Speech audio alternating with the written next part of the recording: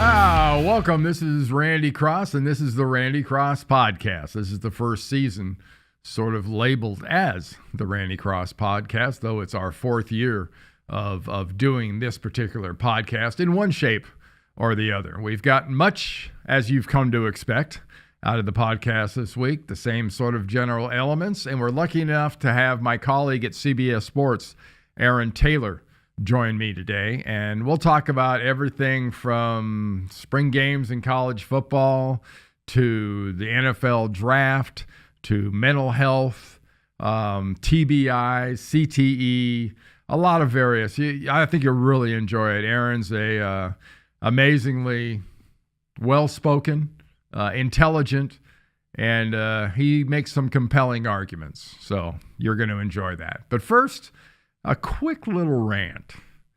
Hey, this Thursday, April 25th, my birthday, by the way, the draft starts. And you have seen already, like last week at CBS, we did 6 different shows that are still running, that'll run up until the draft. NFL Network, ESPN, everybody's got stuff related to the draft. And it's analyzed to the nth degree. But always remember one thing, no matter how technical it is, it's always what I refer to as a swag.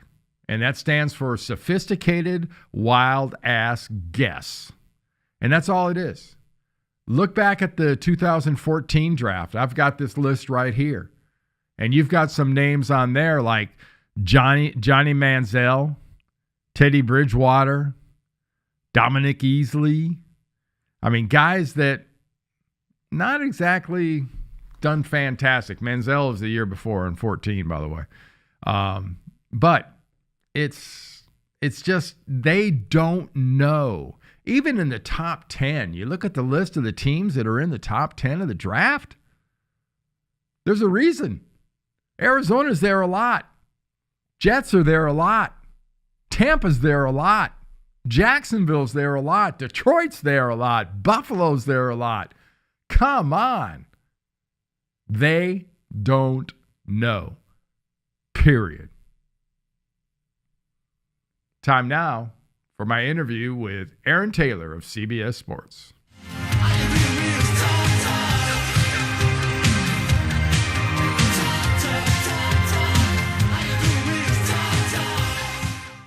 All right, as promised, I am joined now by Aaron Taylor, college football analyst for CBS Sports, colleague on Inside College Football, good friend, and former double All-American at Notre Dame. Aaron, welcome. Hey, Randy, how are you, my man? Good to be back on. Doing good.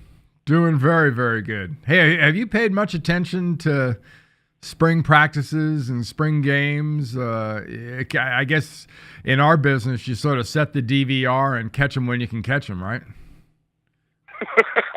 So I'm not the only one that does that? No, not when they're like half a country away. It's thank goodness for the DVR. Oh man, they come fast and serious.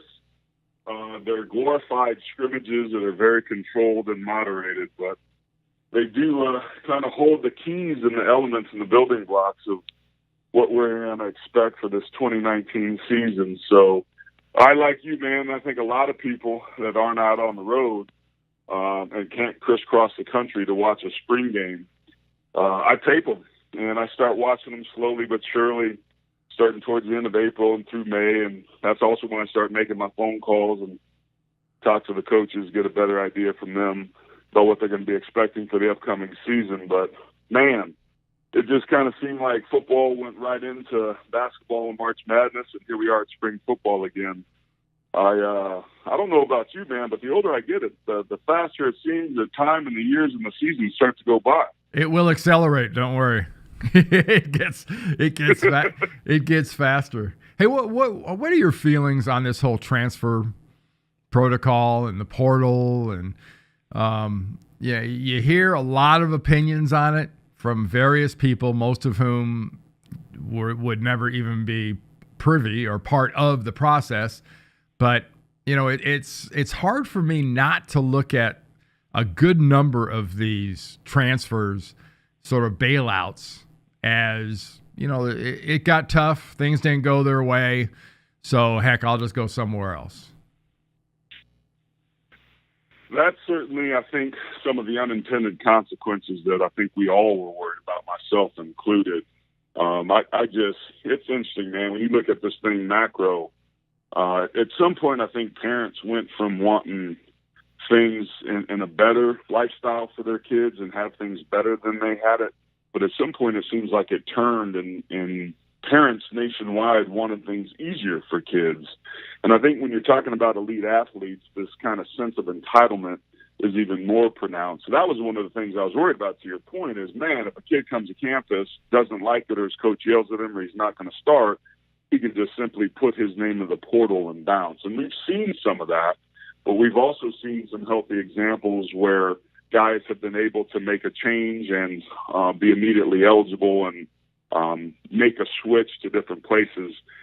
There's an interesting shift that's going on in the NCAA, in my opinion, and it seems to be a lessening, or loosening rather, of the rules, because we've seen an exorbitant amount of players that have been able to not only enter the portal, but have filed waivers and been granted immediate eligibility. Yeah, really quickly too. Yeah, so something's amiss, and I don't know if it's a concerted effort on their part to want to actually do the right thing, if there's internal pressures where there's something that hasn't been overtly stated, but it's unique to me and it's unprecedented. So I think more to be revealed, but it's certainly some interesting times, man. The NCAA is proving right now that it's willing to make some changes, and there seems to be more and more legislation that's been coming down the pipe. Yeah, to me, and I'd love to get your thoughts, it seems the powers that be, call them the NCAA, call them the playoff system, whatever, they know they don't have a great case for holding players' feet to the fire as far as their commitments, especially in court, and that they are more flexible and they have been more willing to let guys do stuff. I mean, I look back here at Georgia with the case of Justin Fields and the incident as he's leaving the field in the stadium, and the name calling and the racially charged atmosphere on that. And when I saw that brought up, and then he was granted that waiver at Ohio State so quickly, and then that was followed by bang, bang, bang, bang, other guys that were just going to be able to leave and be eligible. It seems like they're making this up as they go along. It does, and I think it's going in the direction, obviously, of loosening them, and in some cases, that's a good thing. And I think my opinion of the Justin Fields is that's probably the 10th or 11th time that something like that has been said to him. Those things got said to me in South Bend, Indiana. But it's seemingly from the outside, it seems like, oh, man, that was just the excuse that they used, and they allowed him to be able to make the transfer. I think what kind of is bubbling up underneath this is that coaches are freely able to make a decision and change their location to improve their situation seemingly at will.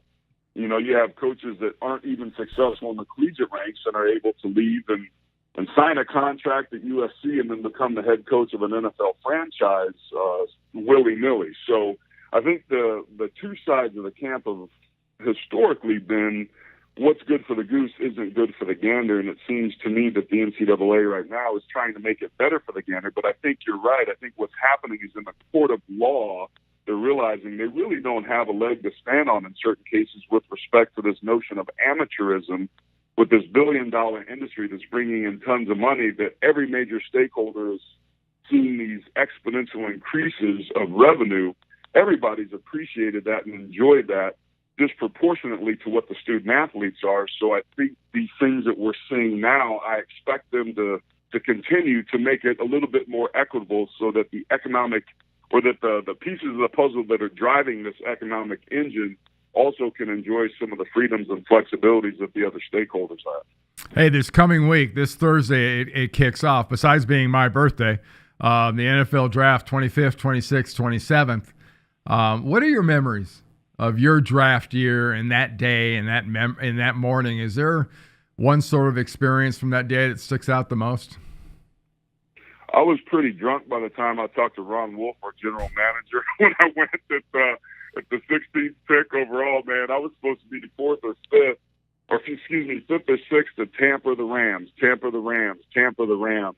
And I had played my entire senior year and won the Lombardi as a left tackle in a right-handed stance. And for any of the listeners that played offensive line will know how comical that is. But I was a guard, but I was being projected that high to be a tackle. And when that didn't happen, when I didn't go to Tampa or the Rams, I kind of started to spiral downward. And I didn't go at 7 and at 8, at 9 and 10. And finally, I got down to the 16th spot. Green Bay that year had the 20th pick, and they elected to trade up 4 spots with, I believe, Miami to be able to take me and block for this hotshot new quarterback that they liked, some kid named Brett Favre. So I elected to not go to the draft in New York City. I wanted to be at home in my living room with my mom and a couple of my friends from college and my high school coach, Bob Ladisher, and a couple others, and just watch it on TV. And I remember it being a very anxiety-filled day. I was really nervous. I realized that there was a great opportunity for me to live out my lifelong dream, but you don't know where. And that's a significant impact on what your experience is going to be, is not if you're going. For guys like me and you, we kind of knew that, but where you're going to go. Yeah. Because had I been taken at the 15th pick or at the 17th pick, I still would have made approximately the same amount of money, but I wouldn't have a Super Bowl ring. So where you go is significant in terms of situationally what you're going to be able to accomplish. And I think all of that collectively made it a pretty stressful and then a pretty celebratory day at the end after I got drafted. Yeah, for me, I was called by 2 teams. The first one was the Cleveland Browns, about how I felt about being a Cleveland Brown. And my only response to the offensive line coach that called me was, Cleveland, like Ohio? Snows a lot there, doesn't it? That didn't go over real well. Then San Francisco, and that worked out pretty good. For me at least. I was really interested in what you do, because you're currently sort of a jack of many, many, many trades. You've got a lot of hats. You started the Joe Moore Award, recognizing the top offensive line in the country. You've got the college football analyst hat you wear, among others, during the college football season. And you've done a lot of speaking, research, and pretty dedicated to the whole issue of mental health, especially as it pertains to those of us that played professional football, or even that played football, period, and suffered any kind of traumatic brain injuries. Yeah, I look at it through the framework of, I've done some research and speak on health, and not just our health in general, but specifically that gray matter between our ears, that squishy stuff, that medulla oblongata, our brains, and our brain health and our brain health performance as it's tied to our on-field or off-the-field performance, or just overall ability to enjoy life and accomplish our dreams and reach our goals and those sort of things, has been really interesting and fascinating to me. A 30 for 30 just came out on a former teammate and friend of mine, Junior Seau, and I'm in that. And I was privy, fortunately and unfortunately, to kind of watch the devolution of him and the slow decline. And I think what we now know about CTE, what we now know about traumatic brain injuries, both in elite athletes as football players, but also in the elite forces, and what that causes on the back end and the secondary conditions associated with impulse control, with anger and violence, with addiction, with deep depression, with completed suicides. To me, it was something that I wanted to learn more about, not only for myself, but to do what I've always kind of done, and that's be a good teammate and be an advocate for guys that I sat in the huddle with, 20, 30 years ago. So I've kind of entrenched myself here in Southern California in the brain research arena. I certainly speak about my own battles with depression and anxiety and the mental health struggles and challenges that I had early on as a kid, from childhood divorce, being sexually abused at 5 years old by an adult male family member, from moving around a lot, from suffering physical abuse with extended friends of the family, Like, there's some stuff I had gone through at an early age, and I think what I did is I turned to football as kind of my way out. And I looked at it and said, hey, if I can achieve some ridiculous level of greatness playing this sport, it's going to eradicate all these things that have gone on in my past. Well, that wasn't quite the case, because I had a pretty successful career, but I still had all this stuff stuffed away in these trunks and compartments in my body and in my neurology that I had to start to unwind. So that's been a slow, steady grind for me, but it's one that I'm winning. And it's a battle that fortunately can be won, but a lot of people don't understand that there's a way out for all of us. And what I'm trying to do is illuminate some of those pathways out and some of those ways that we can better the everyday things that we go through that are so common, but none of us are talking about. So that's been kind of my mission, man, to shine a light on what my experience has been, and it's working. Yeah, in my whole experience when it comes to the issue, whether it's CTE, mental health, the TBIs, whatever, I hear a lot from fans, and maybe not even fans of football, but people out there that have absolutely zero sympathy for anybody that played the game, because they say you knew exactly what you were getting into. And I tend to, that kind of pisses me off, to be honest with you. And I tend to get a little bit aggressive and push back on that. How do you react when you hear that kind of thing out of a fan? That, oh, you guys knew exactly what you were getting into. You know, my first instinct is to say, you know what, BS. We were lied to. We didn't know what we were getting into. Yeah, that's the informed consent, right? I mean, that's the critical issue, what we're talking about here. And there was more that was known than was relayed, is what I think was true. It's not what I think was true. It's what I know was true for our era. And there's some things that I'm privy to that went on in memos that circulated around that indicated that there was a strong and definite knowledge between the link between head injuries, concussions, and CTE and other TBI-related issues. So the informed consent piece, that's the piece that pisses me off. Now, the flip side of that, and where I think fans are coming from now, is that, hey, we've shined a light on this deal. These modern young guys know what's going on. And when they went initially, I think it was 5 or 6 years ago, and they put some legislation in the league about, no head contact whatsoever. And then all of a sudden we started seeing these lower strike zone injuries with lower extremities, and there was these ACLs coming on. Guys were like, whoa, you're messing with my money, with my bread makers now. And then it's starting to loosen back up and is kind of what it is now. It's an interesting, difficult, complex conversation. And the reality for me is I knew I wasn't supposed to drink and drive or have unprotected sex. Unfortunately, in my 20s and 30s, I thought I was different, and I went ahead and I did those things anyway. And I paid some prices and didn't pay other prices that I probably should have paid, but I would have done it anyway. And here's the reality for me. Given what I've received from the game of football, I would absolutely go back and play again. I would approach things differently. I think I'd be more proactive in how I looked at it and what I approached it and how I would treat my brain health. But given what I was given, all things being equal, I think all of us would go back and play. I certainly would. However, with my two boys who are 10 and 9, in good faith, given the impulse control and the addiction and the anger and all those things we talked about earlier that are in our family to begin with, let alone get exacerbated with this other stuff we're doing, in good faith in a father, that's a difficult decision for me to cross that bridge if and when I come to it, is whether or not I'm going to let them play. Yeah.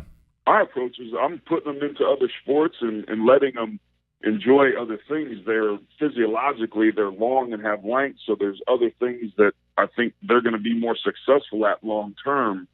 But the frustrating part is the lack of sympathy about what people are going through. And that's the key issue to me there, Randy, is the destigmatization of what mental health is. Yeah.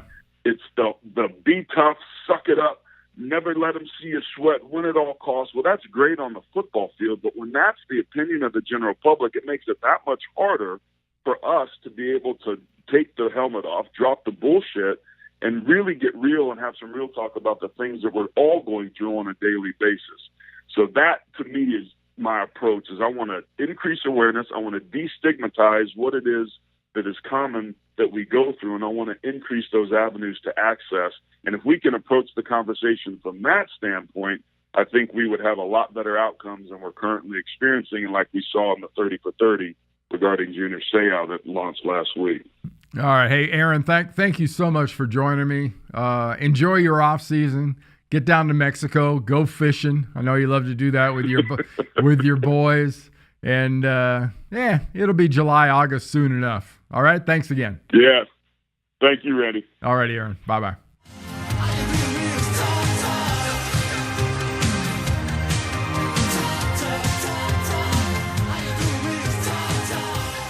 Well, I hope you enjoyed that. Like I said, Aaron makes some compelling arguments and very lucid arguments and very good points. Thanks to him again for joining me.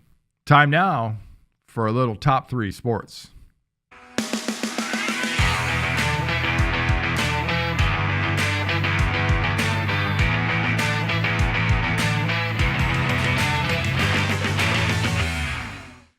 Top 3 sports. There is a little bit going on. I talked earlier about the NFL draft this week. That's Thursday, Friday, Saturday.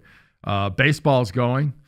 Basketball's going. The playoffs are going. I mean, there's all sorts of stuff going on. But number one right now is the NBA playoff scoreboard. And I won't spend a heck of a lot of time on this because it's not really – it's almost like the March Madness. Until it gets whittled down to maybe – 4 teams, tops 8. It's not worth, to me, I just can't invest that much time just watching basketball.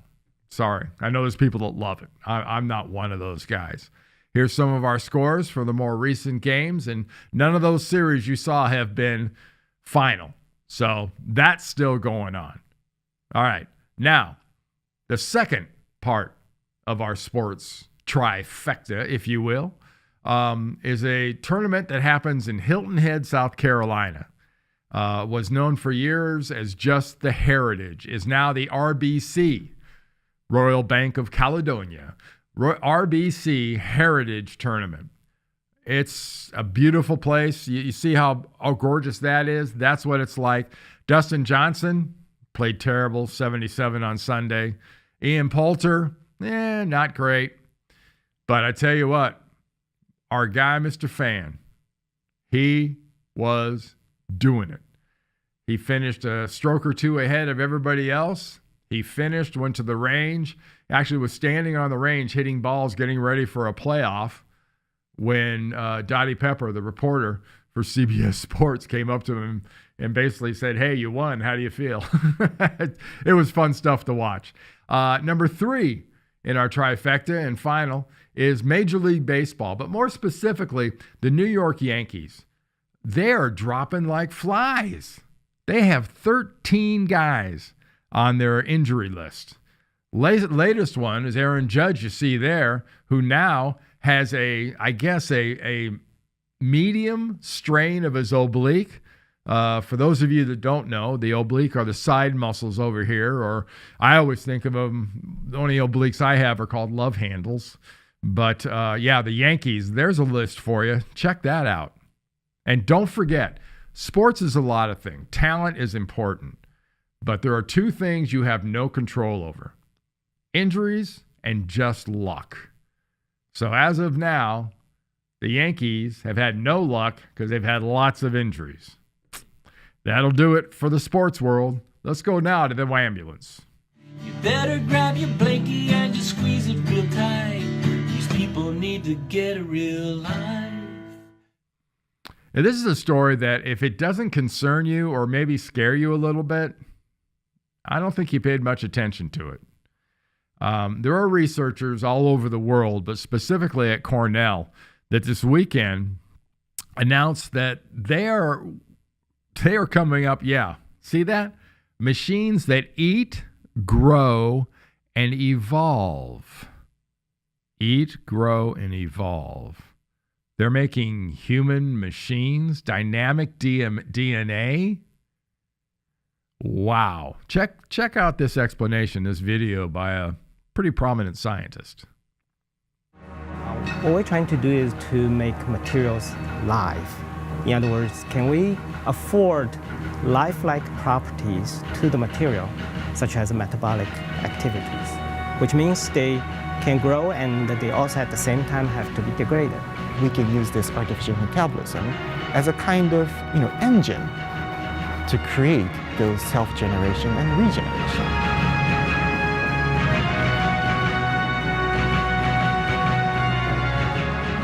So of course, it's not life itself, right? We're not using, biological organism inside. However, we can still mimic those kind of behaviors with this mechanism. If we continue doing this effort, we may be able to create those self-replicating machines in a more lifelike sense. So we are basically making the machines, not the new life. So that's a kind of huge difference.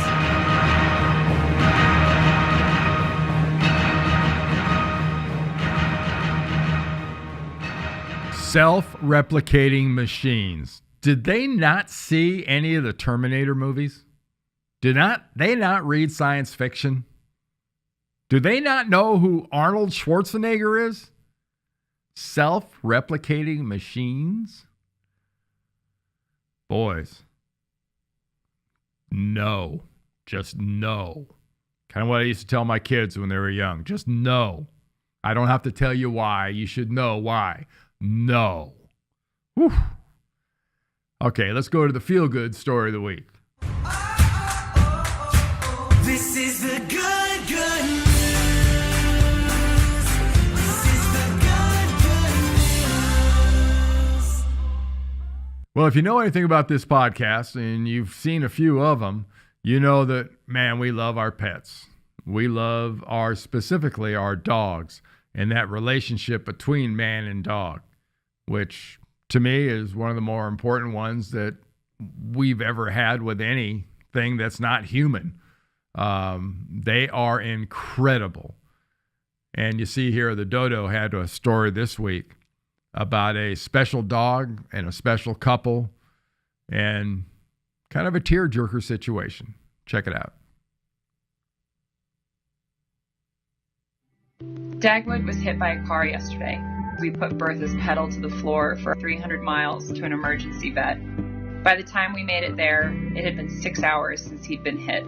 They said he had a less than 10% chance of surviving, and we said, "You haven't met Dagwood." He's alive. He'll be paralyzed, the doctor said. I was going to be there for him no matter what, and that Keith, that we both were going to change our lives for him. Oh, that's cute. They all sort of really rallied around him, and it started to feel like this community project. His vet tech said to me, let's remind him what he's fighting for. What? It's your brother. Oh, there he is. We parked the van so he could see the van, because he loves the van. You'll be in there soon, buddy, I promise.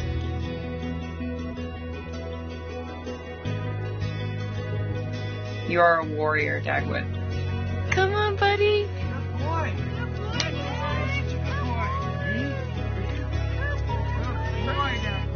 Yeah. You did all the things they didn't think you could. Oh, good job putting that weight down. Oh, good boy. Good boy.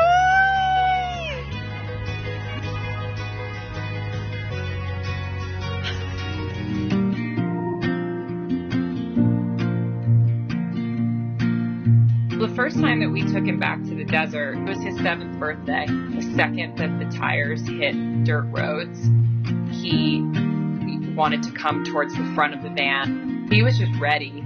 He was ready to be back out there. Anytime he paws at me with his floppy little feet or covers my face with kisses, I feel like I'm okay. I feel like we made it.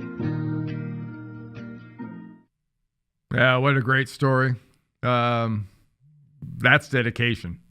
And those people are to be commended. I'm not sure I could even do that. But that's pretty special. Hey, I want to remind you where you find the Randy Cross podcast.